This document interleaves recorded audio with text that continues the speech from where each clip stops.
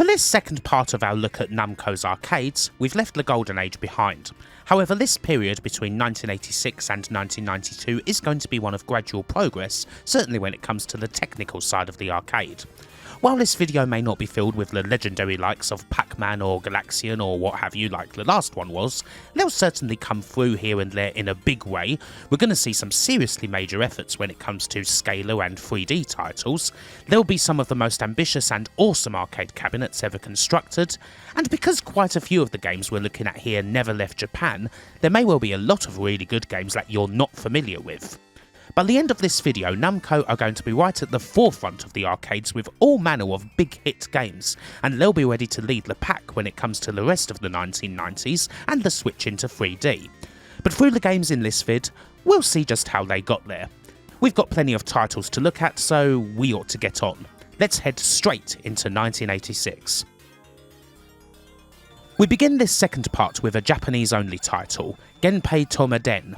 This one came out in October. The title roughly translates to The Genji and the Heike clans, and you take the role of an undead samurai in a pretty well made hack and slasher. The gimmick here is that the gameplay switches between 3 modes. The small mode is essentially a regular old platformer and a decent one at that, while the big mode is perhaps the most interesting, as you get right close into the action for some more intimate slashing. The movement of our hero is kind of intriguing as it's one of those games where every limb moves individually. I wonder if this was a reference point to the rather infamous Ernest Evans, although this game pulls it off a hell of a lot better. Finally, you have a plane mode. This is top-down action, similar to your gauntlets and what have you. It's all quite nice, although you can probably see why it didn't leave Japan. It is highly steeped in Japanese folklore, complete with legendary figures from the feudal era. The game was praised very highly in its home country, and it has appeared in the West on various Namco Arcade compilations.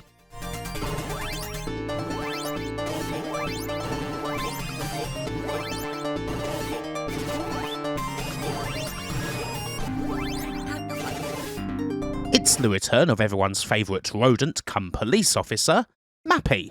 His second game in 1986 is Hoppin' Mappy, and once again this is a game that never left Japan. It's also the character's final arcade outing. The play here is very different to the original in that Mappy now has a pogo stick and he's bouncing around a field, avoiding the meow keys and picking up treasures in order to beat each round. Goro's obviously still lurking, and the gameplay is, well, pretty simple. This is a perfectly fine game, and the Mappy character is most certainly an endearing one, although I think that the original Mappy is a bit more complex and engaging in terms of gameplay.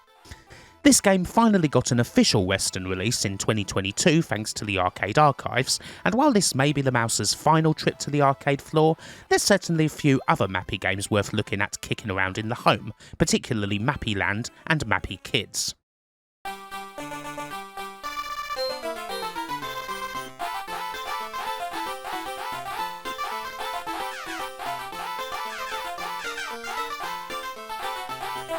We've still yet to see a game that actually got a contemporary Western release, but that doesn't mean we don't have big titles. The Return of Ishtar is 1986's sequel to Masanobu Endo's hugely influential 1984 game, The Tower of Galaga, and it basically follows straight on from the events of that first title. There Gilgamesh made his way up the tower in order to rescue the priestess Ki, and now they have to escape. I should note straight away that the gameplay here really isn't showing the game justice. Return of Ishtar absolutely has to be played by a duo, and you really can't hack it on your own. Both characters are obviously very different. Ki's got plenty of spells and can attack at range, although she cannot take any damage, while Gilgamesh goes close in with his sword and bumps the enemies, although this does always tend to hurt him a little. Much like Galaga, the game is hard as hell, full of obscurities and secrets, and seemingly only exists in order to sell strategy guides and the like. However, the game does actually come with a password feature, which is obviously a very rare thing to see in an arcade title. This game wasn't as successful as the original Galaga, but it was certainly still a hit. And again, there's basically nothing like this title around at the time, certainly when it comes to the arcade floor.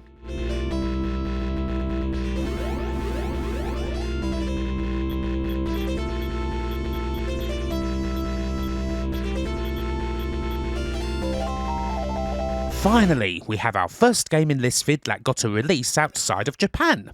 and it's a big one too. It's Rolling Thunder. This title's a big step forward for the run and gun genre, although not exactly a quick step forward.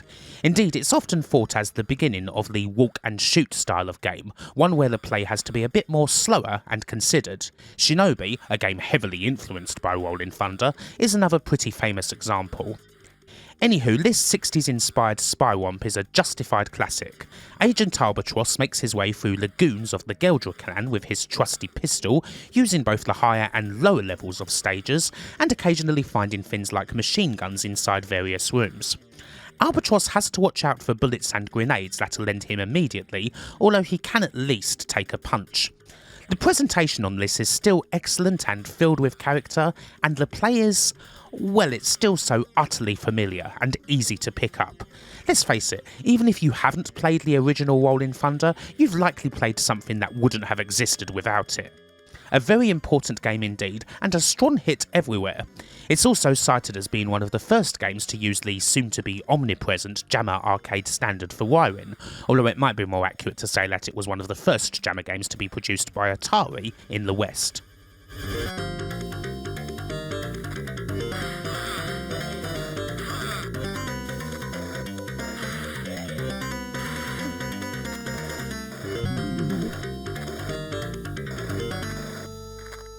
We ended the first part of this Namco Arcade Retrospective with Sky Kid, and here we have a sequel of sorts, Sky Kid Deluxe, which came out in Japan only.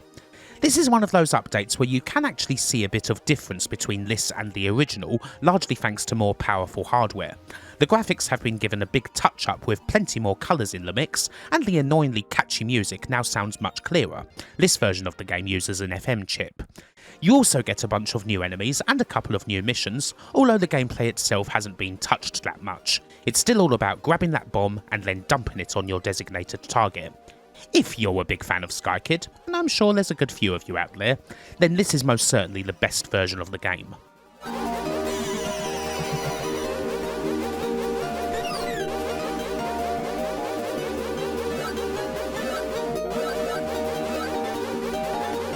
Thunder Ceptor is Namco making their big entry into the world of the Scalar arcades. It's basically their response to Space Harrier, and it's the company's most powerful arcade to date. This is a rail shooter, of course. The gameplay's quite similar to Harrier in that you've got to deal with both monsters and barriers of various description, although you do also get some bombs to play with, and you have a power meter that goes down with each hit as opposed to lives. Compared to Space Harrier, this game is a little bit rougher around the edges.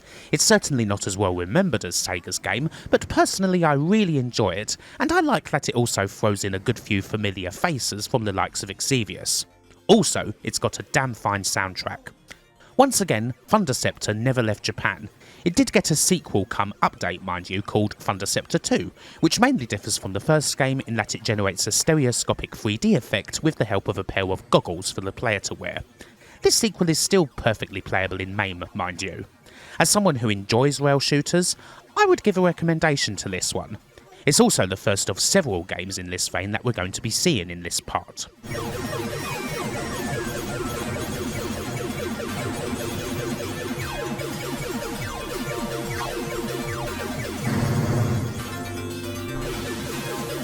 We close out 1986 with a simpler affair, Toypop, which is another game that you could only find in Japan, at least until its later release on the first volume of Namco Museum.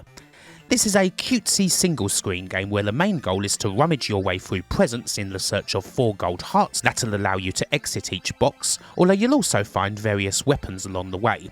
Mostly these weapons correspond to various types of enemy that are walking around the box and trying to stop you. Gameplay-wise, this is something of a brighter evolution of the earlier likes of Tank Battalion. Indeed, the game's director Takefumi Hyodo had previously worked on that game's popular Famicom sequel, Battle City. This is one of those games that's actually very fun to mess around with once you figure it out. A very appealing old-school type of arcade, and another one that I would definitely recommend having a look at.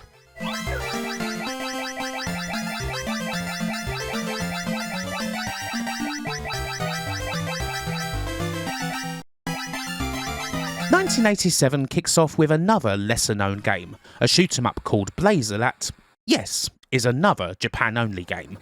It is quite surprising just how many Namco titles in this video are Japan only, but on the other hand this means that there's a lot of curious titles here that most people may not have played, and this is another good one. Here you simply ride in various vehicles and make your way through 10 missions, wrecking the shit out of yet another evil empire. Mostly you're on the ground and in a tank, although you do have a few missions where you're in a chopper and one where you're in a hovercraft. For the most part this isn't anything too groundbreaking in the world of shoot 'em ups, although the viewpoint is a little different. Blazer uses a form of isometric perspective called Cavalier that, appropriately enough, was originally used to draw military fortifications.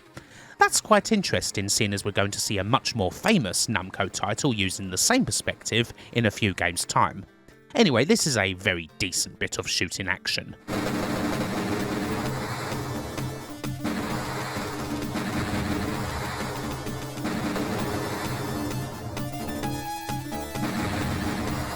Here's a much more famous Namco shooter, Dragon Spirit. This is a much more fantasy-based affair. You control a big old dragon named Amur, and you're trying to rescue a princess, and it's classic top-down view stuff. In many ways this is an evolution of the classic Xevious formula, seeing as you can use shots in the air while also bombing targets on the ground. There's a lot more power-ups here, mind, most of which will result in Amur sprouting an extra head, doubling his firepower. Dragon Spirit is a very pretty game, and a very sonically pleasing one too, although I have to confess to being rather terrible at it.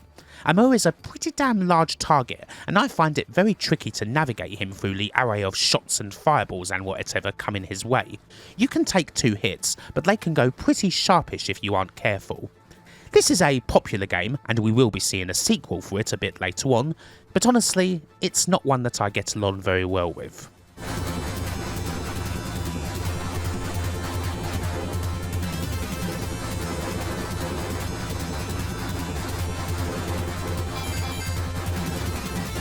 Right, on to another really big title. Back in the early 80s, Namco dominated the arcade's racing track with Pole Position, one of the most important and groundbreaking games of the Golden Age. A couple of years later, Sega started biting back with the likes of Hanon, Enduro Racer and Outrun, overtaking Namco. But now, in 1987, Namco are back on the grid again. Final Lap is basically the sequel to Pole Position, and it is a monster of an arcade. Everything about Pole Position has been given a massive boost here, from the Suzuka Raceway to the steering, which is now way more complex. You've really got to get to grips with the brakes and the downshifting if you don't want to crash, and while you won't explode if you do, you will spin out and lose valuable seconds. Personally, I like to play this one Amiga style, with a mouse on low sensitivity settings, so that at least here in MAME I won't crash out constantly. The thing with Final Lap is that you don't exactly get the full experience here in MAME. The main pull of Final Lap on the floor is that it was an arcade first where you could have as many as 8 cabinets linked up with each other, all taking part in the same race and picking between one of 4 different and very recognisable F1 cars. This was the true Final Lap experience, and a big part of what made the game a juggernaut. This was one of Namco's most successful titles of the second half of the 1980s, and it helped them get right back to the commercial front of arcade racing. While playing this game in the home on MAME can't possibly do it justice, Final Lap is rightly another celebrated Namco arcade classic.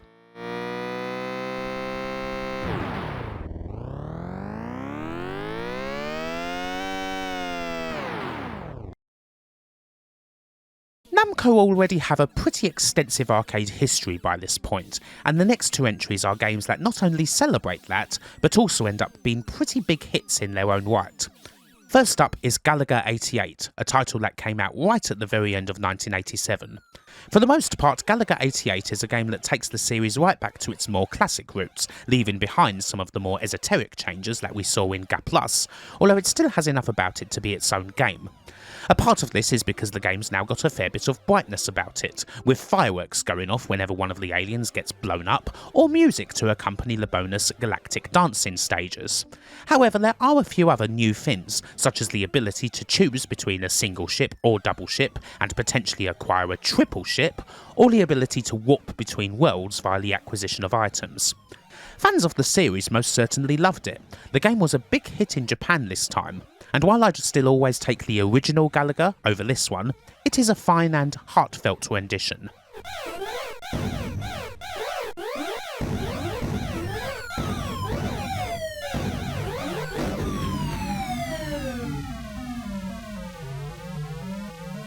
The other title that looks back, however, is more significant. It's the return of the Pac. Pac-Mania came out in November of 1987, and while it does take our hero back into those familiar mazes, a lot of things have changed. The viewpoint is the obvious one. This game uses the isometric Cavalier viewpoint that we saw a few entries ago in that Blazer shoot 'em up, but Pac-Man has found a couple of new abilities, the most important one of which is being able to jump over the ghosts. Most of them anyway, a couple of them can jump as well. This jumping can be important, especially as there's a lot more ghosts about this time, although the power will gradually diminish as the stage goes on. While power pellets largely perform the same function as they always have, special ones can also increase Pac's speed or double the points he gets for eating ghosts. In the end, there's a lot of very strong modifications here, and the result is a fabulous game. Pac-Mania is pretty damn close to the original's level, which is no mean feat at all, and it was justifiably a big hit around the world. It is the sort of game that could have potentially been a very fitting final bow for one of gaming's most famous icons. Indeed, it's Pac-Man's last appearance on the arcade floor for nearly a decade. Although obviously Namco had a hell of a lot more things that they wanted to do with the character, and a lot of what they did ended up being pretty damn good too.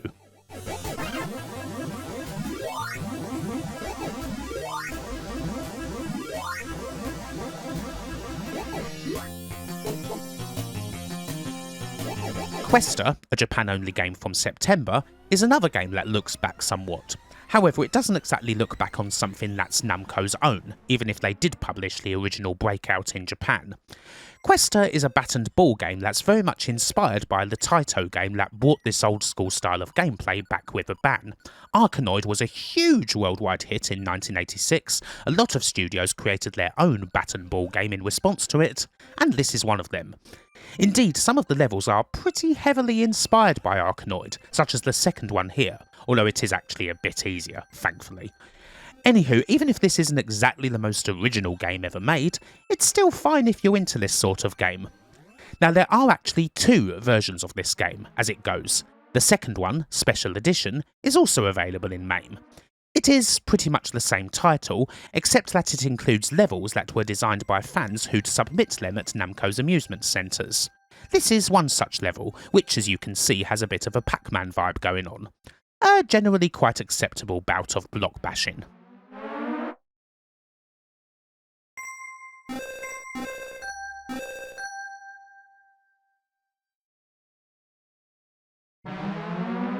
We haven't exactly had a game that I would consider fully lousy yet, but happily we've got one here just as we get to the end of 1987.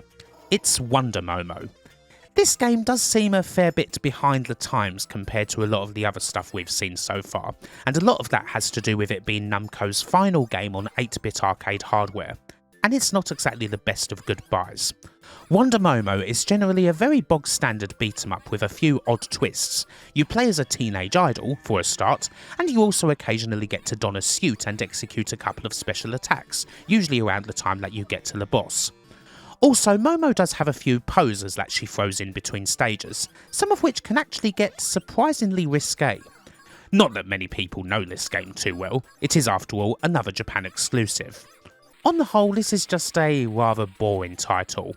While there is a fair bit of humour in the game, seeing as it parodies all manner of silly tokusatsu cliches, that's not enough to really make up for the mundane gameplay.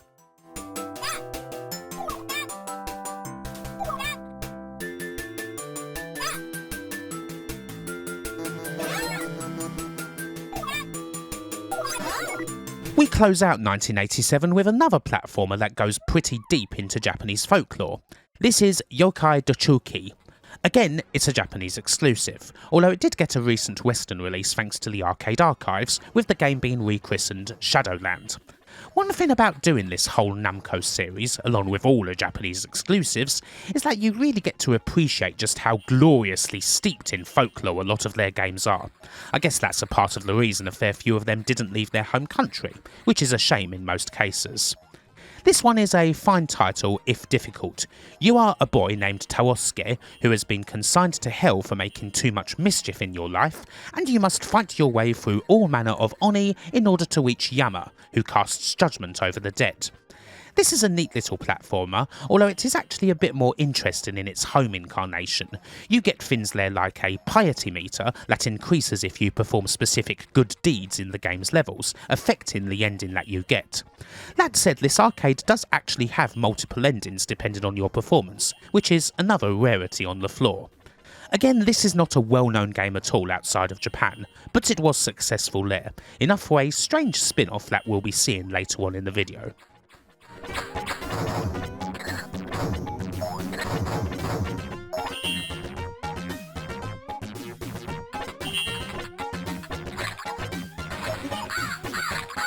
"1988 begins with a tank game, and a pretty awesome one at that. It's simply called Assault.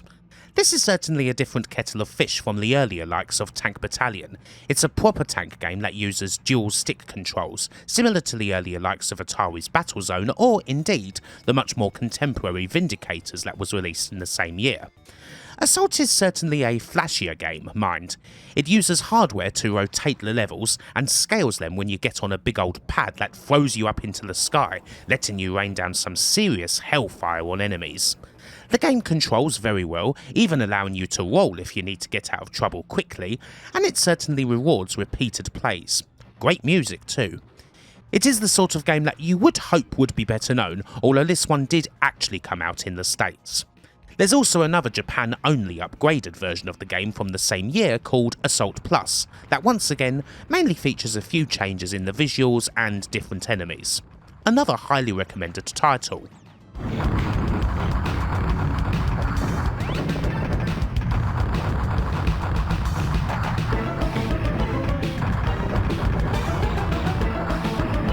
Bakutotsu Kijute is up next, although it's easier to just call it Baraduke II. The sequel to Namco's 1985 title starring the heroine Kissy Masuyo, you now play as another heroine called Taki, tasked with making your way down through the stages, rescuing the various incredibly cute Passets, and striking against the evil Octi family. This game largely features more of the same action, although there are a few differences. You now get a little ship that you start each life in, and this game is a lot more cartoony with a few more streaks of humour compared to the original Baraduke. However, honestly, the original is a lot better, mainly because this game is so freaking unfair. You only start each credit with a single life, which makes the game a serious coin muncher. Arcade games that do this represent the absolute worst sort of bullshit, although we will be seeing an even worse example later on. There aren't exactly enough differences to make this stand out that much compared to the excellent original.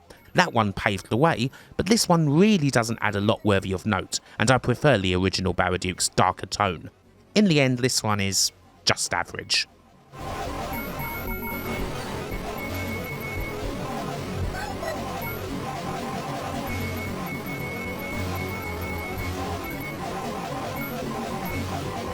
Here's a trivia question for you. Name an arcade game that used pressure-sensitive buttons for attacks that isn't Capcom's original Street Fighter. Tough one? Well, if you answered Bravoman, then congratulations. Award yourself an imaginary and non-consequential point. Bravoman, which is probably more famous in the West as a PC Engine game, was a Japan-only arcade, and it's another side-scrolling game that's chock full of lovingly created tokusatsu parody, with Toei Animation even helping out on the game's design. And for sure this one succeeds at that a lot more than Wonder Momo does. It's a better arcade as well. The pressure-sensitive buttons are naturally the gimmick here, with 3 levels of attack depending on how hard you hit the buttons, and the highest level producing a big attack and a cry of "Bravo!" from our hero. If you're playing this in MAME, this will be represented through a fighting game-esque button configuration, which is easy enough to figure out. With a bit of shoot-'em-up action thrown into the mix, lots of wonderfully silly characters and voice samples, and generally fine gameplay, Bravoman ends up being a good one, and it's also a much more successful game than you might think, with it getting raved about critically and performing admirably in the game centres. It should be stressed that the original arcade is a lot better than the rather mediocre PC Engine port.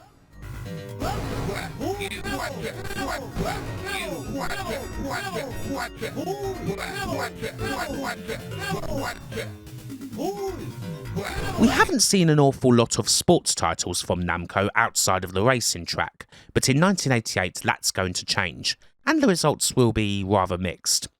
Face Off kicks things into gear, and it's a Japan-exclusive ice hockey game.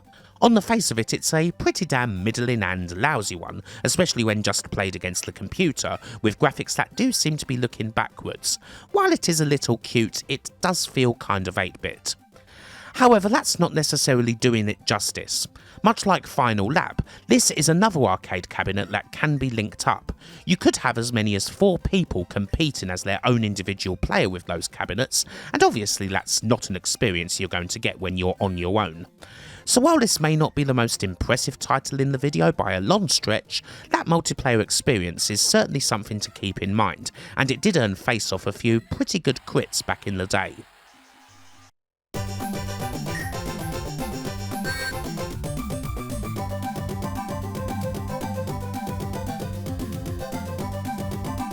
I hope you're all ready for another really cool game that didn't leave the shores of Japan.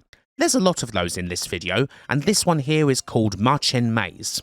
This is an isometric platformer of sorts that's thoroughly based on Alice in Wonderland. You play as Alice herself, you're in the mirror world, and you need to blow those lethal bubbles against all manner of the Queen of Darkness's cronies. This can be quite a tricky game. The viewpoint always means that there is a bit more of a risk of falling off ledges, and the difficulty seriously heats up to vicious levels in the game's second half. However, damn, it is pretty. I am quite biased as I do generally adore the look of isometric games like this one, the sort of thing that almost feels like an exaggerated bit of art design where the building blocks of a game are exposed for all to see, so the good looking graphics are plenty enough for me to want to persevere through the game's challenge. There is a PC Engine version of this game too, although to date Marchen Maze hasn't seen any re-release outside of Japan. Perhaps Arcade Archives will grab a hold of it soon.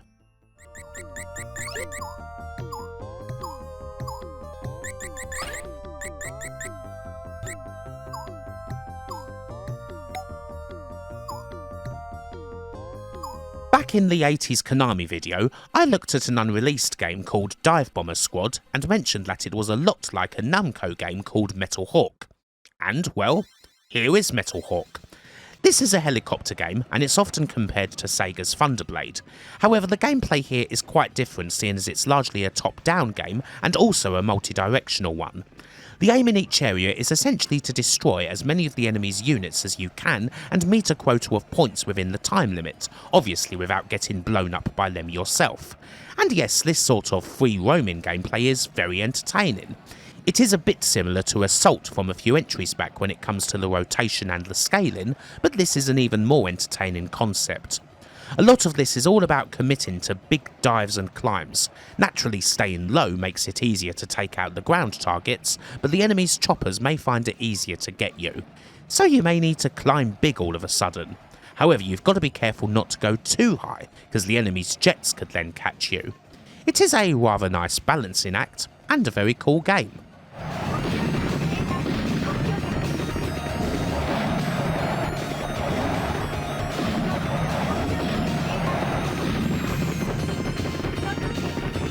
Next up, we have Mirai Ninja, another Japanese-only game. This one has you play as a cyborg ninja, fighting in various stages ranging from typical forests that could come from any era to modern cities. It's a very fast-moving side-scroller with a vibe that's sort of like the earlier Genpei Touma Den, but honestly reminds me more of a souped-up version of Taito's The Legend of Kage. I love that game, and so unsurprisingly I quite enjoy this one because there's not one at all with speeding around, throwing shurikens everywhere, and taking down lots of bigger enemies. There is quite an interesting backstory here. This game was actually made into a movie that was also produced by Namco. The movie itself largely follows the plot of the game, what little there is of one anyway, and it did get a direct-to-video release overseas under names such as Cyber Ninja and Warlord. A shame then that the game itself didn't get one, as it is a goodie.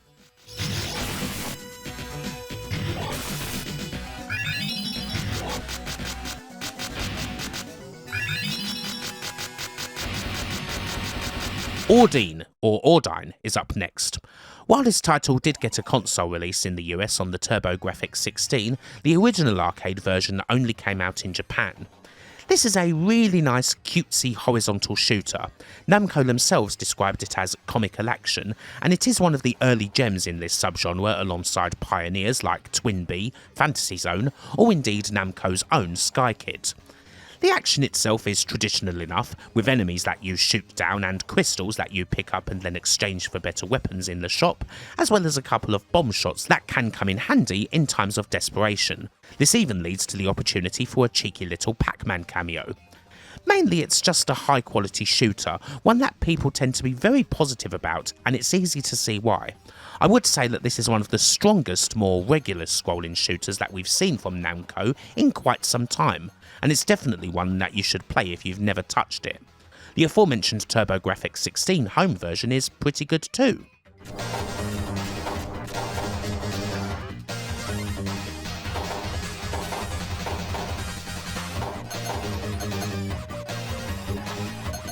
We're back to sport, and well, finally, it's time for baseball.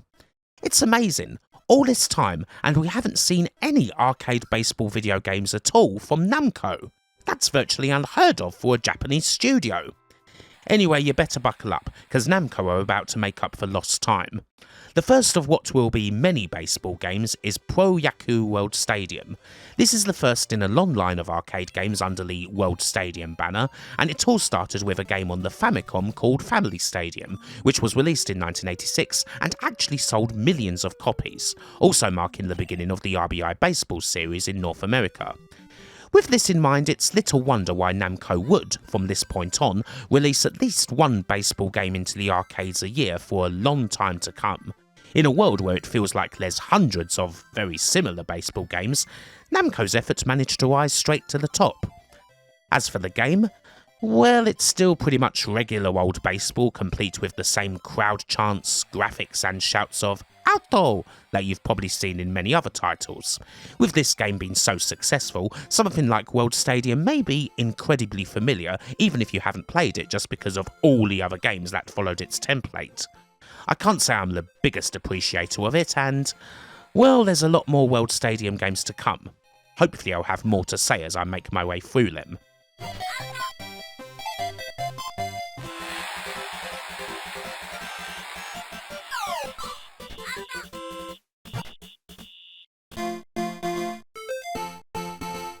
Right, onto something with a bit more meat on it.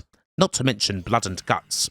The iconic Splatterhouse is stepping up to the plate, a game that really takes a twist away from the cutesy likes of Marchen Maze and Ordyne. We're playing as Rick, he's in a cursed mask, and he must save Jennifer at all costs from the experiments of the evil Dr. West in what is still one of the definitive arcade horror titles.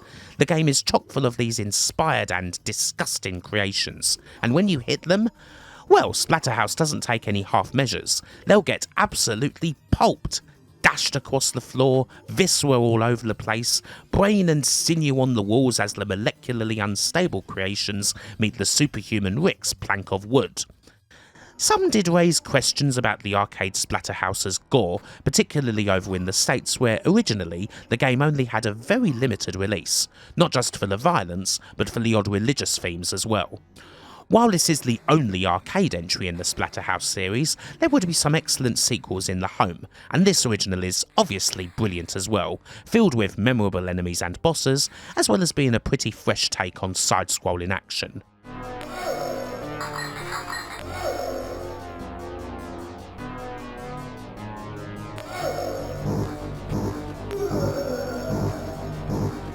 Right, it's time to take a bit of a leap forward. We're going back onto the track, and this time it's for Winning Run. Welcome to the world of full 3D. Released in December of 1988, Winning Run was in development for over 3 years, being made for a new Namco board known as System 21 or the Polygonizer. For a fair bit of time, Namco was actually collaborating with Atari Games on this hardware before the company's relationship broke apart. Atari ended up making hard driving with this hardware, while this is what Namco made, another Formula 1 simulator, but one with flat shaded polygons that moves pretty damn fast, not to mention an appropriately spectacular environmental cabinet for the game to be housed in. Even if these 3D graphics don't look quite so hot today, the speed of this game means it can definitely still be appreciated, and it plays quite a lot like the company's other highly successful F1 games. Coming a few years after earlier commercial failures to introduce 3D to the arcade, such as iRobot, the people were now more than ready for the 1-2 punch of this game and Atari's hard driving, which hit the floor only a couple of months later in early 1989. Both titles were very successful indeed, and that was well deserved. If you can get past those flat shades, this is definitely still worth playing.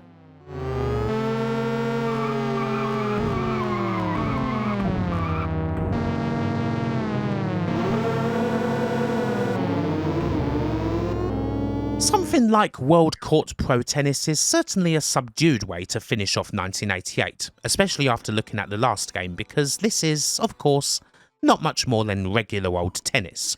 Not a whole lot different to many other titles, and really a great deal more suited to the home, where it actually got a very good port to the PC engine.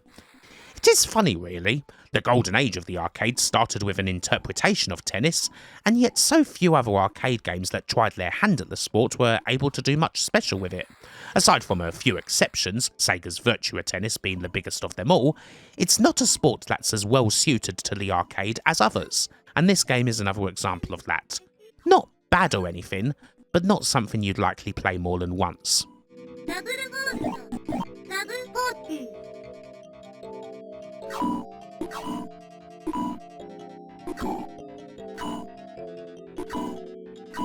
1989 kicks off with the return of Bosconian. Blast Off is the game's official sequel, coming 8 years after the original. However, it is a very different game. Whereas the original Bosconian was a multi-directional shooter, this is a more straightforward vertical one, where your starfighter fires circular lasers at the various fleets of the Bosconian Empire, occasionally switching to a bigger mode when you fight a boss. Some of the principles of the original do remain. You have satellites that you need to destroy in order to keep the enemy's alert conditions down, and you do this by cycling through various forms of fire, such as spread shots that are better at taking out the enemy waves, or straight shots that are more accurate and useful for taking out the satellites.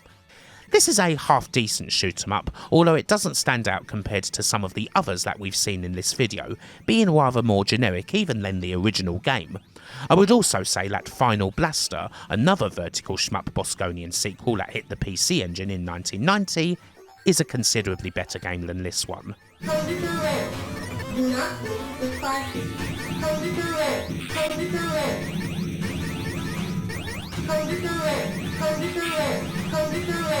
Burning Force is another scalar title that takes a leaf out of Space Harrier's book, although it is a considerably more polished one than the earlier Thunder Ceptor. Both games have really excellent music though. You're controlling an airbike in this title, and aside from boss areas and the odd jump here and there, you can't move vertically, although you do thankfully have a fair bit of firepower to deal with the enemies. Burning Force is also another Namco game that features a female hero. Hiromi Tengenji is the cadet in charge of the airbike, and later titles such as Namco X Capcom on the PS2 tend to pair her up with Kissy Masuyo from Baraduke. The nice graphics and aforementioned brilliant tunes make this a pretty good non-Sega scalar game, although most people outside of Japan probably know it better as a console title. Once again, the original arcade was a Japanese exclusive, while the later port over to the Mega Drive was released worldwide. Definitely play this one if you haven't.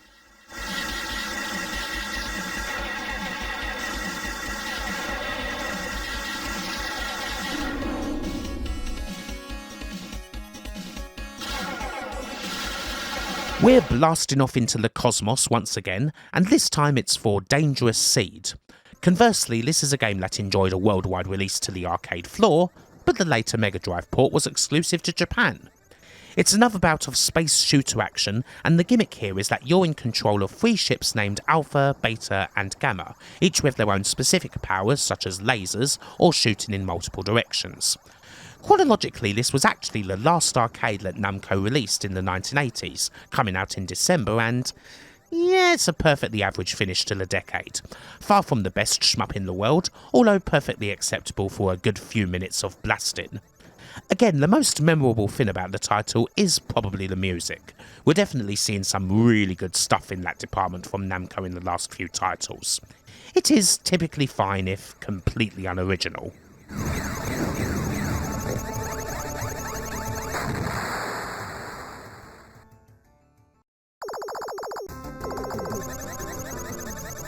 We're racing again, and this time it's Dirtfox.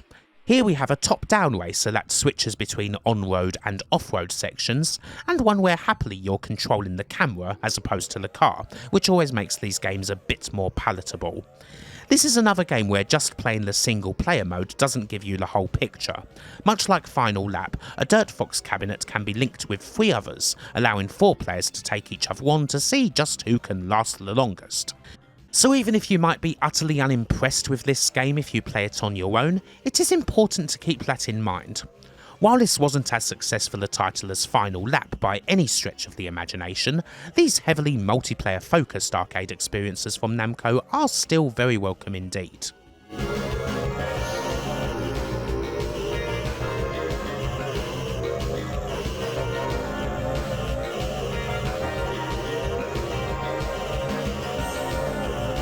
Finest Hour is up next, and this one is an arcade stab at a mecha game, complete with dramatic storyline and a big old robot called Cygnus with lots of weaponry and a big old jumping jet. This is kind of a weird one. It may possibly be something to do with MAME, but this game seems to always be a bit buggy for me. I always come across something that I can't pass, whether it's a seemingly impossible jump or literally not being able to move forward at the start of the second level. Now again, I'm not going to pass full judgment because it may be some other issue. What I can play is at least decent, with a mech that can dash around and jump all over the shop, regenerating health in the shape of a temperature meter, and some pretty damn impressive looking enemies. The most interesting thing about this title though, is that it is absolutely full of love for Rush. Not only do you have the aforementioned robot named Cygnus, but you've got all the names for the stages. Round 1 is called Middletown Dreams, Round 2 is Distant Early Warning, and the other 2 are called Subdivisions and Grace Under Pressure. You have to beat these 4 rounds twice if you want to complete the whole thing, and as a huge Rush fan, well, I can certainly appreciate this game even if I do keep running into trouble with it.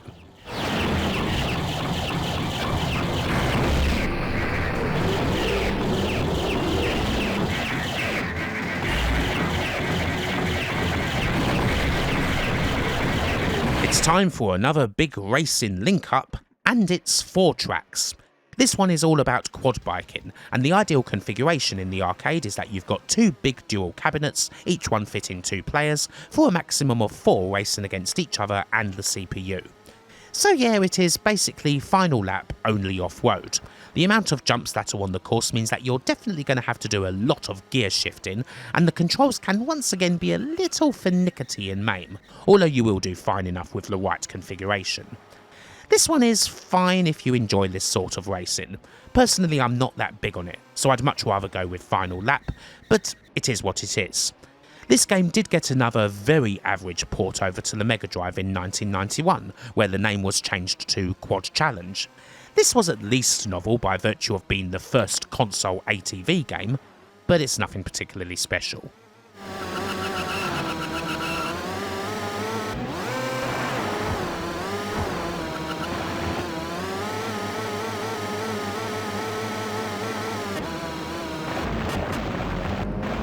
Phelios is another shoot 'em up, and this time it's got a Greek theme.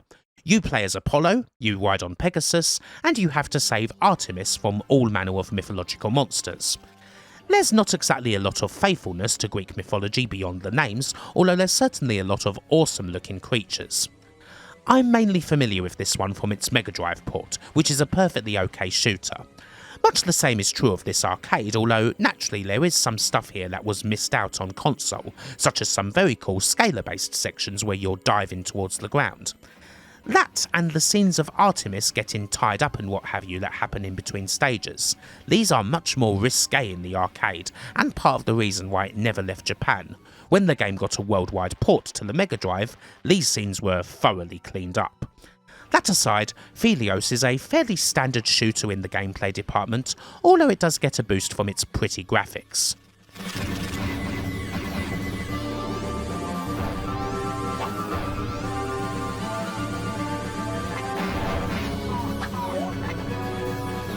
I told you more baseball was coming, didn't I? This is Pro Yakyuu World Stadium 89 Kamakuhan, and apparently the suffix translates to raising the curtain.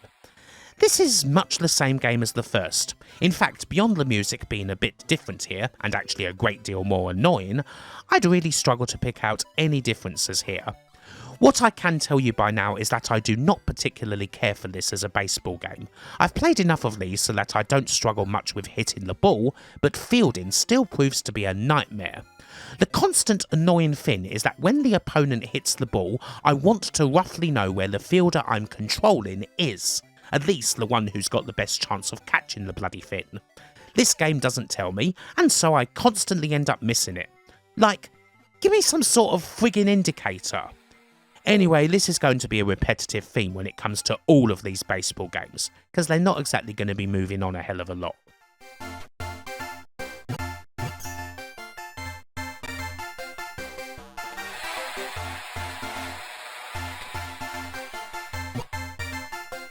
Next up is another Japan exclusive game called Rompers, and it's quite a decent one.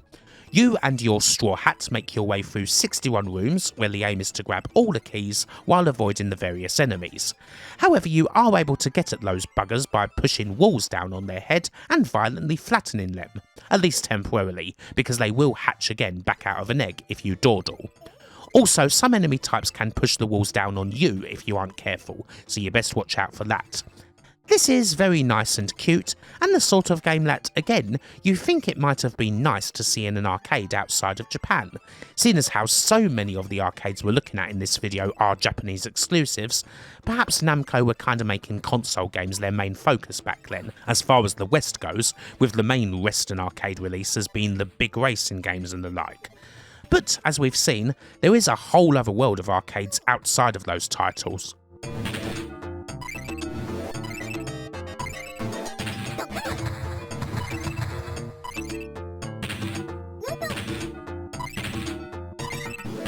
And here we have a really freaking special title that, again, didn't hit the arcades outside of Japan. I think if there's one Japan exclusive game from this video that really should have had a worldwide release, it's this one, Valkyrie No Densetsu, or The Legend of Valkyrie. This is another game with big RPG energy, one where there's a fair bit of plot and the ability to upgrade Valkyrie's weapons and spells and the like, although this is much friendlier than something like Tower of Galaga or Return of Ishtar. It's not all that far removed from Gauntlet, really, although obviously the world here is much more detailed. I mean, seriously, this game is lovely looking. One of the prettiest games we've seen from Namco in quite a while, and it comes with an absolutely fantastic orchestral soundtrack. It is such a great looking and sounding game that it's quite surprising it comes from 1989. I would have put it at least 3 years later than that. The gameplay's done to an absolute turn too, with the best sort of top-down action. So yeah, I can hardly fault this one, and I'd go as far as to say it's one of Namco's best arcade games ever. Absolutely fantastic, and utterly criminal that it didn't get a release outside of Japan. I can't recommend any of the more obscure games in this video higher than this one.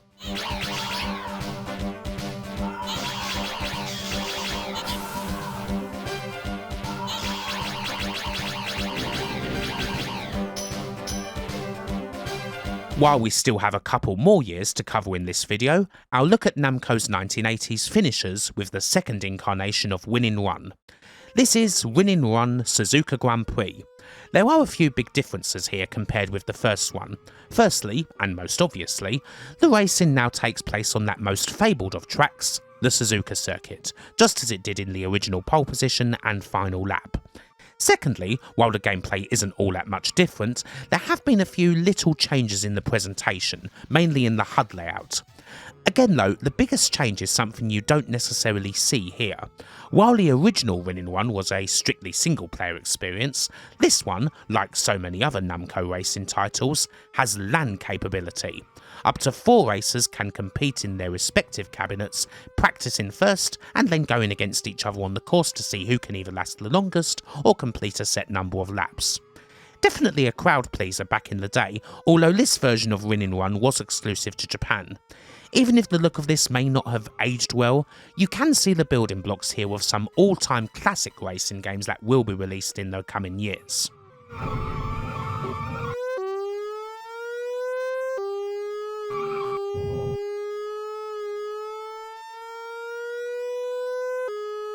Our journey into Namco's 90s arcades begins with Dragon Saber.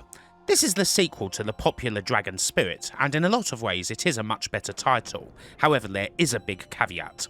The good is that damn near everything about the game is improved. It's a lot prettier, the music is better, and it's got some terrific action and some awesome abilities, especially if you do things like wait a couple of seconds to charge up your shot and throw a massive dragon-shaped beam out at the enemy.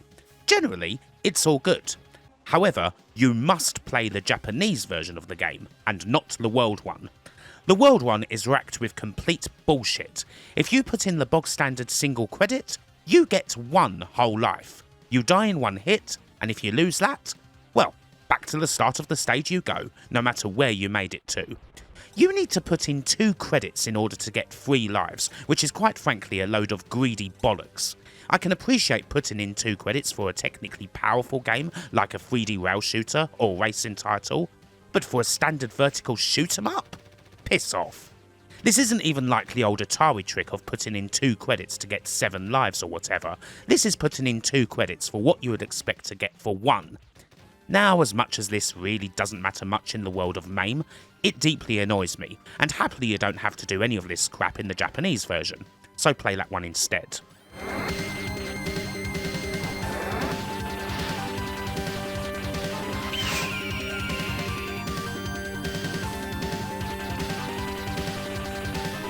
We've got a new Final Lap game as well. It feels like we've had a lot of games that followed its formula, but this is the proper sequel, obviously still retaining the link-up play that made the original such a success. For the most part, Final Lap 2 doesn't exactly reinvent the wheel. It offers more of the same on the graphics and control front, although more of the same does come with a choice of 4 tracks as opposed to the single one you had in the first game. The Suzuka circuit is still there, and is considered the hardest of the 4, and it's joined by the USA, an oval-shaped test track a la Pole Position 2, as well as Italy and Monaco. This does allow the game to be a bit more enticing for beginners, seeing as that USA track is a very straightforward one and allows just about anyone to get to grips with the game. There's not a whole lot else to say, but it is still the same high quality of racing, and it was, again, a huge hit, especially in Japan, where it was a top 3 overall arcade for both 1991 and 1992, only beaten by the all-conquering Street Fighter II juggernaut and Final Fight.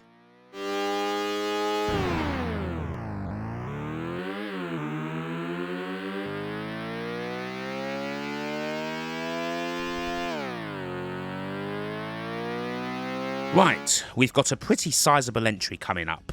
3D so far for Namco has been limited to the racing track, but our next title is going to go into the world of rail shooters, and it's a big deal. So big, in fact, that it required an entire circular room all to itself. This is Galaxian 3, and it originally made its debut at a 1990 Expo in Japan before being transferred to Namco's Wonder Eggs Tokyo theme park in 1992, where it remained for the rest of the decade. It's a Laserdisc game but with 3D graphics overlaid on top of it, and it was designed for as many as 28 players to go at simultaneously, all of whom would be pushed and pulled around by some serious hydraulics. It was supposed to be like a roller coaster, it was supposed to be utterly uncopyable, and it more than fit the bill. A true masterpiece of arcade design overseen by Namco's genius head cabinet designer at the time, Shigeki Toyama. As outrageously ambitious as this game was, perhaps the largest cabinet there's ever been for an arcade video game, it did prove to be a pretty significant success. Eventually, smaller 16-player versions of the game were produced, and in 1992 there were even smaller 6-player versions that could perhaps be more agreeably fitted into a regular old game centre. This is gaming as an amusement ride taken to the extreme, and it did cause a couple of other folks to try and do similar titles, things like Sega's Cyberdome and the like. Now unfortunately, Galaxian 3 as of yet cannot be played in MAME. However, there was a version of the game released for the PS1 in 1996 that contains the original version of the game, subtitled Project Dragoon, as well as a bonus storyline called The Rising of Gorb. While it's certainly not the incredible high-resolution experience that you'd have got on the original arcade's monstrous 120-inch projectors, it's still a way to at least get a taster of the game. It certainly looks pretty cracking, with the laserdisc and 3D graphics actually mixing together quite well, complete with a hell of a lot of music, sound and speech, and Namco are going to produce a couple more games in this vein following the huge success of this one. As many as 4 players can have a go at this on PS1, and you do kind of need multiplayer for it. If you're playing this in single player, you're not going to have much hope of completing your mission, at which point you'll be met with a very depressing ending where Earth gets blown to smithereens. It may only be a taster, but this is still a useful record of a very important arcade game. I should mention now that Project Dragoon was followed up in 1994 by another episode of Galaxian 3 in much the same vein, called Attack of the Zolgear, which was sold as a conversion kit. Unfortunately, this one didn't get a home version, and I don't think there's any way of playing this as of yet unless you've got the actual hardware.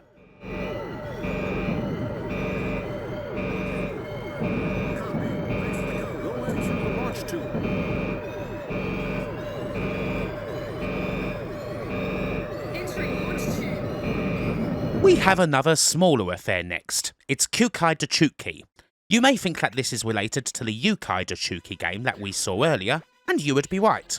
However, you might be surprised to know that it's a baseball game, a rather tongue-in-cheek one featuring characters from that game, as well as the odd cameo from a bunch of other Namco folks.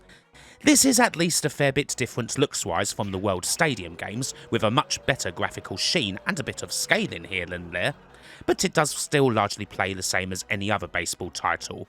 You can at least make a bit more of an exaggerated leap or dive to catch some balls, which can be quite handy. Still, yeah, silly characters or not, it's baseball in the end, and not a game that I typically get along with. This one also got a Japanese-only port to the Mega Drive.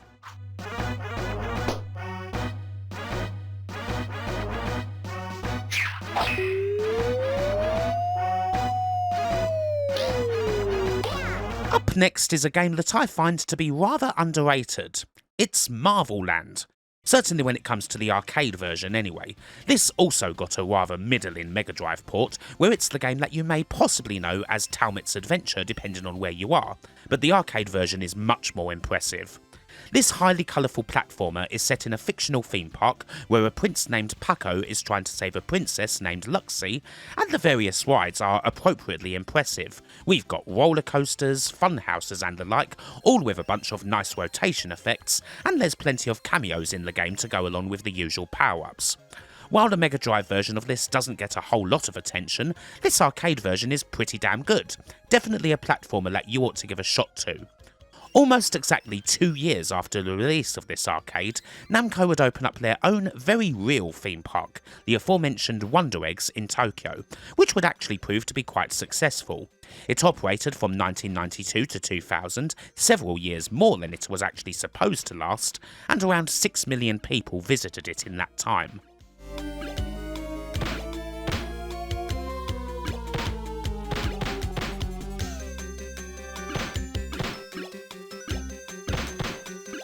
And here's another really good game that's not very well known. Pistol-Shogun, or Pistol Daimyo no Boken, is a humorous shoot-em-up that comes from the same universe as the earlier Bravoman. I'd never heard of this game at all before compiling this video, and it's actually terrific. There's a hell of a lot of humour in it, some very creative boss fights that rely a lot more on accurate shooting as opposed to simply laying down tons of firepower, and the gameplay is rock solid, matching the game's character. Really great stuff this. I mean, you can't go too far on with a game that's title roughly translates to Adventures of Feudal Pistol Lord, can you? Obviously this is another Japanese exclusive. The themes are so out there that there's no way it could be anything else, although it did get an Arcade Archives release in 2022, and I highly recommend it.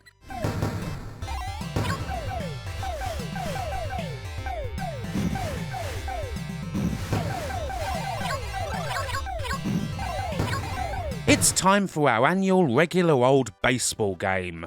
Hey ho. We're retro gamers, and as we get older we get more familiar with annual procedures, so don't worry too much. This'll be over soon. In short, Pro Yakyuu World Stadium 90 Geki Touhan is exactly the same game as the original one and the one from the previous year. The new suffix that translates to fierce fighting is little more than a hideous fib to make you think it's different. The earlier Douchuu Ki based baseball game was a lot better and a lot more impressive. This is just... well, what's even the bloody point? I mean, I presume it features updated rosters and teams, seeing as they're loosely based off of the real Japanese ones, but that's little more than names on a scoreboard. As you can probably tell, I have absolutely no time whatsoever for this.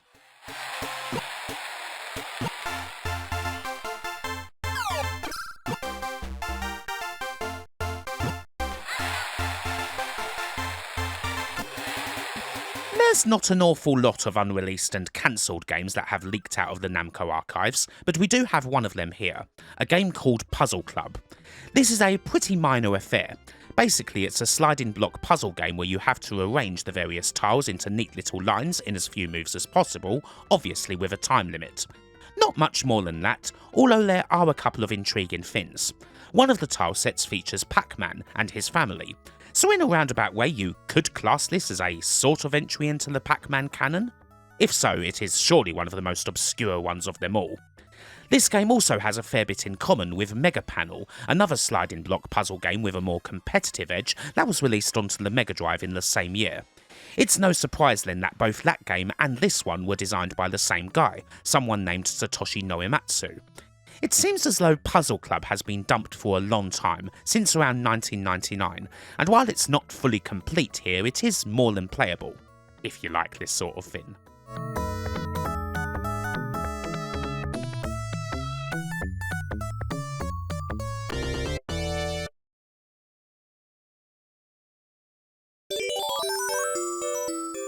Another bout of sliding closes the year. This is Souko Ban Deluxe. As you might expect from a game with Souko Ban in the title, this is all about shoving crates around in a warehouse and getting them to where they're supposed to be. As usual, you have a time limit, and you can restart a stage immediately as many times as you want within that time, as well as undoing your moves if you've only made a minor flub. There's definitely a connection between this and the previous unreleased game too.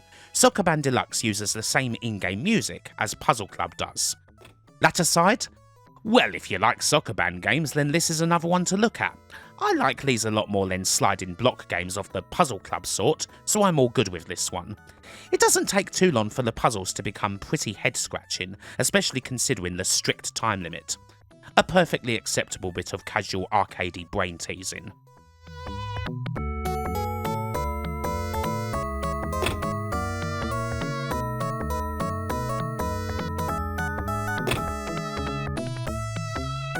We're starting off 1991 with another highly impressive arcade machine, although weirdly we have to begin this entry with what ordinarily would be the last game that I'd cover from this year, that being Winning One 91. It's another bout of System 21 Polygonizer 3D drive in action, and once again this can be played with up to 4 linked cabinets, however there is still only one track in the game. All this is pretty good and still very impressive. But the real attraction here isn't Winning One 91, it's a game called Driver's Eyes. I've paired these games together because Driver's Eyes does use the same track as Winning One 91 and as such is a very similar game indeed. But the cabinet makes the difference. Driver's Eyes uses 3 System 21s, powering 3 displays for an ultra-wide panoramic view in an environmental cab with LCDs that even correspond to your speeds and gears. In other words, it's an absolute beast. Unfortunately, the almighty triple display is yet to be fully implemented in MAME. The game is playable, but it's only a single screen. But damn, that is quite the arcade cab. Now this isn't Namco's only foray into the world of big multi-screen racing by a long chalk. There's also Unos Roadster, which could be found at various trade shows in 1990. However, that one's best to leave until the next part, when we cover Ridge Racer.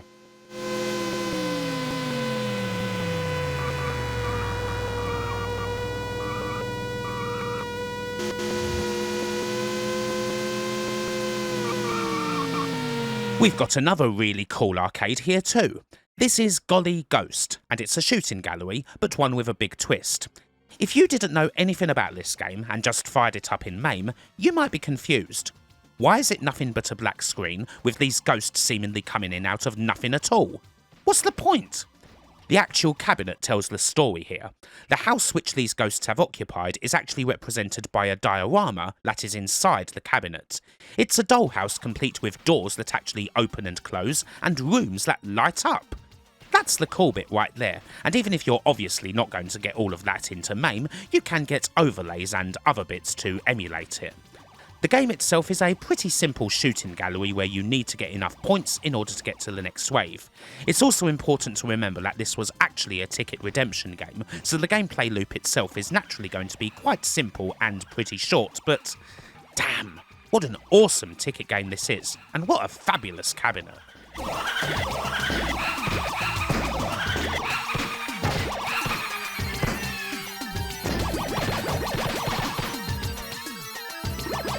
It took 5 years, but Rolling Thunder finally got a sequel in 1991, and it's a pretty good one. The walk and shoot action is still much the same, but that's obviously still fine, and the graphics are naturally a lot stronger. This is a much more detailed and much more colourful game that's still got the original 60s spy flick character about it. That, and not only can you choose between either Albatross or Layla, but you could have both of them teaming up for some cooperative two-player action. While we've seen some of Namco's older titles get radically transformed over the course of this retrospective, Rolling Thunder 2 does fine by keeping the same style, only with some welcome improvements. Like some other titles here, this also got a port to the Mega Drive, and that port was also a decent one.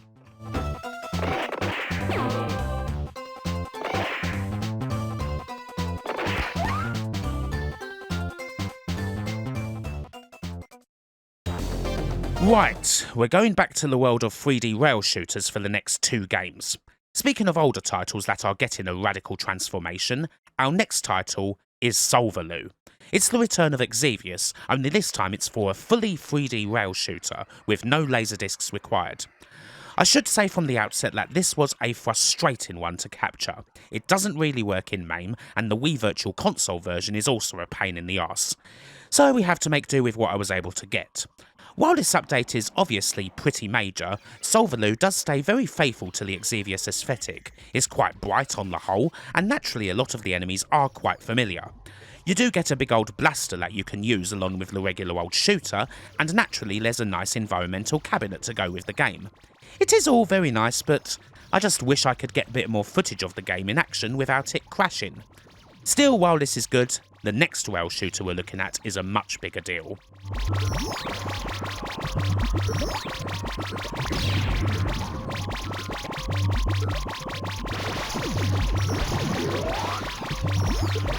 So here we have Starblade, another big success for Namco in the 3D department. This one had an intriguing development. It was originally designed as a single-player version of Galaxian 3, but instead it took a life of its own and became a wholly original project, a rail shooter where you play as a starfighter named Geosword, and you have to take on a planet-sized super weapon named Red Eye, as well as the commander flagship that you fight throughout the game. Naturally, there's another big old cabinet filled with hydraulics to go along with this grueling space battle, and there'll certainly be plenty of movement as your ship twists and turns all over the place. It all feels like a proper cinematic fight. The Star Wars influence is certainly obvious, but Starblade definitely deserves recognition as an unofficial Star Wars title, feeling like a true successor to Atari's classic vector-based game. Rightly, this game was a huge triumph. It condensed the action you would find in something like Galaxian 3 down into a single cabinet that was obviously much easier to reproduce, and the result was a hugely popular, well-loved, and greatly influential game, with so many other rail shooters both by Namco and others taking plenty of leaves from Starblade's book. Unlike the previous title, there's also a good few ways to play it. Obviously there's MAME, but you do have the contemporary ports to platforms like the PS1, 3DO, and even the Mega CD. While those can be a bit of a low-res mixed bag, Starblade is also available as an unlockable in Tekken 5 on PS2, and that's a great deal more faithful. In the central energy chamber.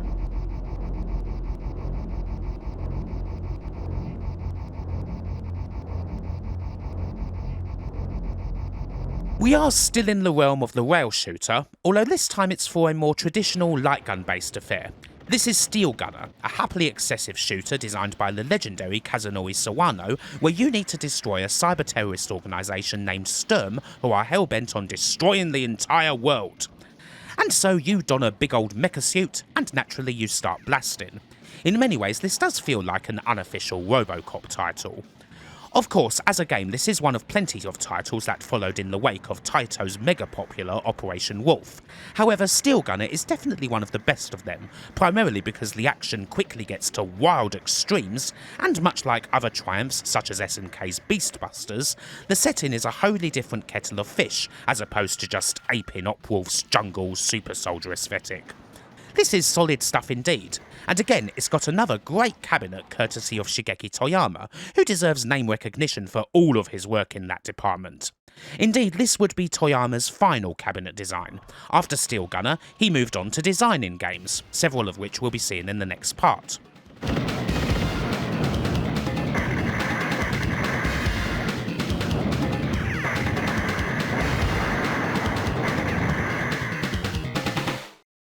After all of these really exciting titles, you can bet your ass that I am absolutely enchanté and over the friggin' moon to be covering another World Stadium baseball title. But wait, this is Super World Stadium. The whole thing does indeed have a new coat of paint with better graphics and all of that, but it's still much the same game with the same irritants, especially in the fielding department. Perhaps the biggest irritant though is the incessant soundtrack. If you've ever played a bunch of Japanese baseball games, you quickly grow to resent the traditional baseball chants that soundtrack seemingly every single game, and they are particularly annoying in this one. I mean, the music actually sounds out of tune. Just get this off the monitor, I no longer wish to see its face.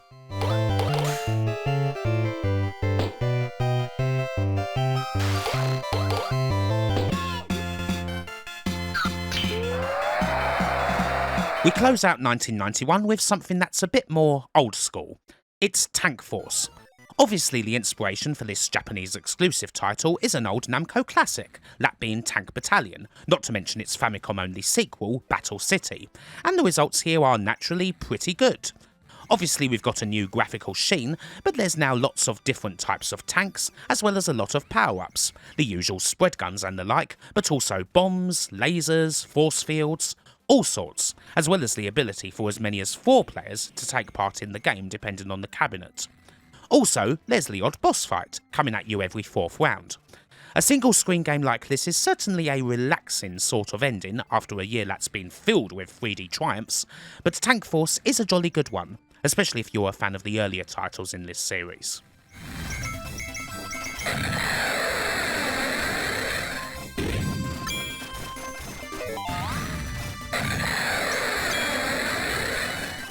So, we're into the last year of this video, and how do we start 1992? Well, with a Japanese exclusive quiz game, of course. These games always present irritations because they're obviously impossible to play unless you know the lingo. But they were popular, and that's why studios made them. Happily, Namco didn't make all that many. This is Bakuretsu Quiz Makyu Daiboken. The gimmick here is that you play as a duo of Indiana Jones-esque adventurers named Scott and Stanley, whips and all, and you need to grab some jewels. Other than that, it's a Quizlet I can't play, so there's not much to say.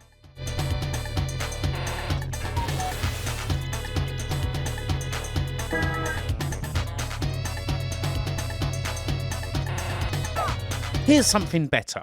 Bubble Trouble is the second Golly Ghost game, and even if these are simple enough titles, they're always nice. Once again, the cool cabinet is the main pull. This title has an underwater theme, and it actually projects video animation onto the diorama. Now while this is obviously tricky to reproduce in MAME, you can still give it a go. It also tends to be slightly more forgiving than the original Golly Ghost, so you may well end up playing it for a bit longer. Once again, if you were playing this in a real game centre, you'd get a bunch of redeemable tickets for your exploits. This surely must be one of the best ticket redemption games of them all. Arcades are full of this sort of thing nowadays, so really these Golly Ghost titles would still undoubtedly kick ass on the floor. Beautiful creations.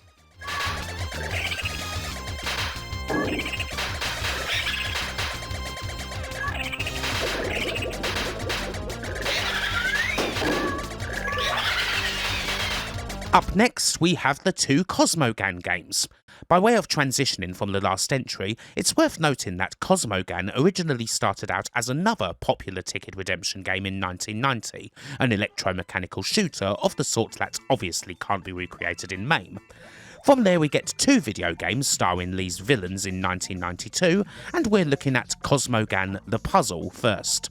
This is a very nice take on the already classic Tetris blocks in the well formula. You stack blocks and the aliens known as jammers, ideally putting the jammers in a neat formation so that they can be eaten by a sphere, which you get every third group.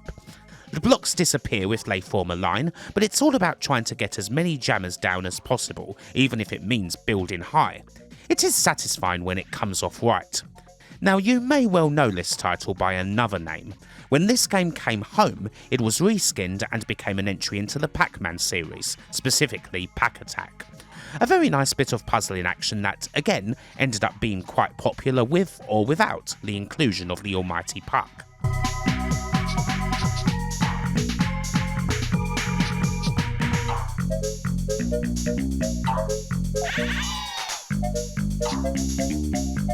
The other Cosmogan, which was actually released before the last one, is Cosmogan The Video. This is more of an action game, and to be more accurate, it's a bit of a spin-off from Galaxian, something even brighter than Galaga 88, where the ships are very cutesy, and there's even more power-ups that you can use, such as a spiderweb that will slow all the enemies down, or a massive black hole that will remove a ton of them. The game does play a bit easier than your bog-standard Galaxian or Galaga, I feel. It's pretty generous when it comes to giving you lives and the like, although there is a bit more variation in the enemy's attacks. Plus, there's a little bonus stage where you have to stop the Cosmogan from taking your cargo. This is actually a recreation of the original Cosmogan electromechanical arcade. So yes, this is all totally fine. Not the greatest Galaga game or anything, but it's a neat sideways entry in the series.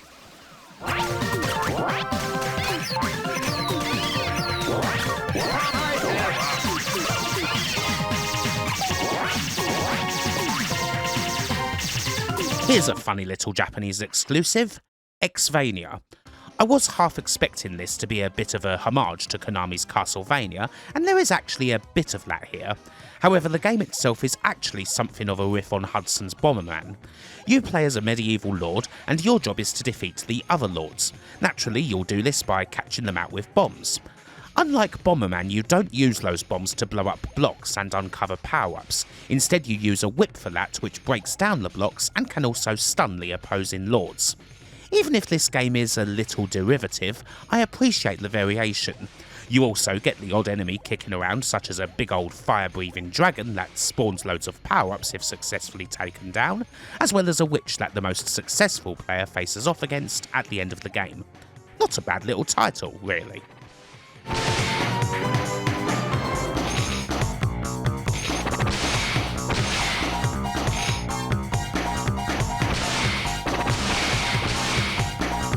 FA, which is short for Fighter and Attacker, is another shoot 'em up. This one's a bit more typically military themed than some of the others we've seen, although it is rather well done. The main gimmick here is that you do get quite a lot of craft to choose from. There are in fact 16 separate planes, all of which have their own set of weapons. There's a bit of Xevious formula going on in that you've got both air and ground weapons, although your ground weapons are now missiles as opposed to bombs, and they do have a little bit more range than the classic Xevious bomb does. It's a pretty good shooter on the whole, not one that stands out a great deal in terms of setting, but it is very well executed. The Namco Wiki also tells me that this is apparently the only Namco arcade game to feature the classic "Winners Don't Use Drugs" splash screen that you'd find all over the arcade floor back in the day. A strange little factoid that I thought warranted a mention.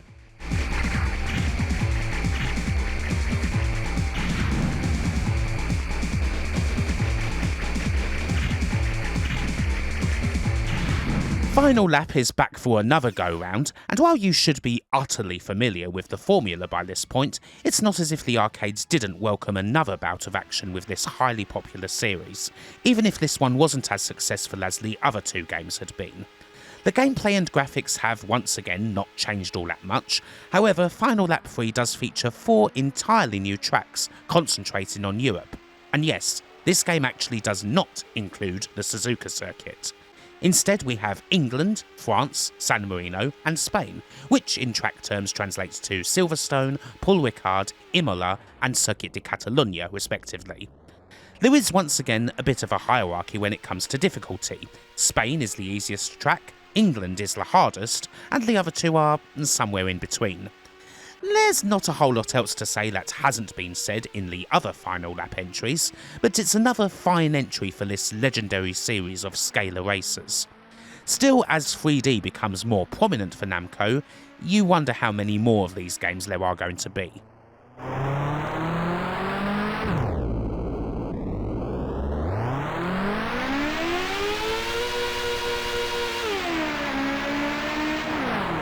Steel Gunner 2 is up next, and unsurprisingly it offers up a bunch more in the way of Mecha Cop action, where you're fighting a hefty cyborg terrorist force who, once again, want to blow up the entire world, because they're evil and all of that. If you enjoyed the first game, you may well enjoy this, as it's generally not that different, although I will say that you do get a lot more in the way of blowing up buildings in this sequel, and it is also a fair bit more bloody. Not gratuitously so, but there's definitely some claret flying about. They could sell the game as a conversion kit. Specifically, you could convert Taito's Operation Thunderbolt into Namco's Steel Gunner 2, with the option to also replace Thunderbolt's joysticks with Steel Gunner 2's for a little bit extra. Games like this were still all the rage in arcades at the time, so this was just the sort of deal that a thriftier operator may choose to take advantage of. Anywho, it's another cool rail shooter.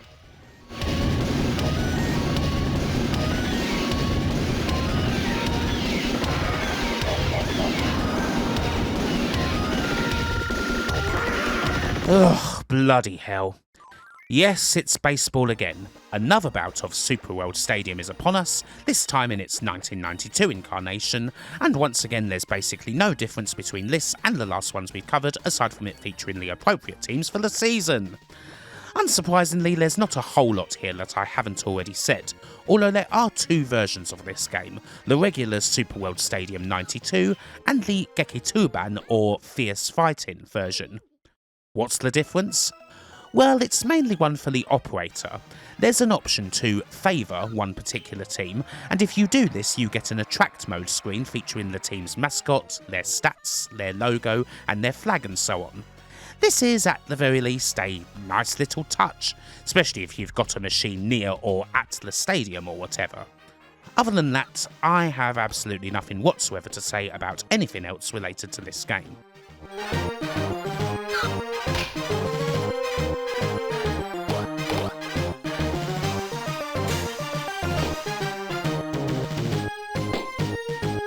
And here we are. It's the last game of 1992, and the last game of the second part. It is fitting that this video ends here on the track, considering how much racing we've been doing, and our final game is Suzuka 8 Hours. Again, you may well know the drill already.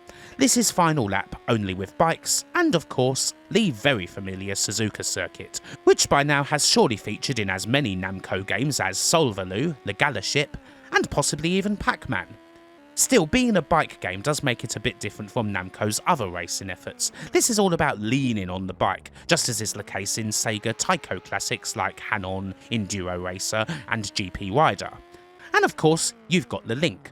As always, 4 2-player cabinets can be linked up for a maximum of 8 players participating, trying to get as far into the race as possible, or complete anywhere from 3 to 6 laps.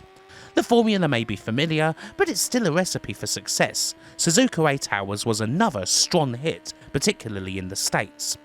The old salty scalar dogs aren't quite finished yet, it seems.